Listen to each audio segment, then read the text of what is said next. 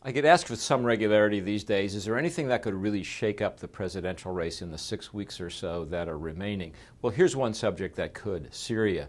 Things are turning south in Syria fairly quickly and fairly ominously. A ceasefire that the U.S. government, the Obama administration, and the Russian government negotiated a couple of weeks ago has already collapsed. We have a story in the Journal now that says that there is a possibility that the U.S. will pull out of diplomatic discussions with the Russians entirely on this subject because of unhappiness with the way the Russians dealt with that ceasefire. The city of Aleppo, the largest city in Syria and its financial center, is being absolutely pummeled by Russian and Syrian bombs, and increasingly that's becoming a humanitarian disaster.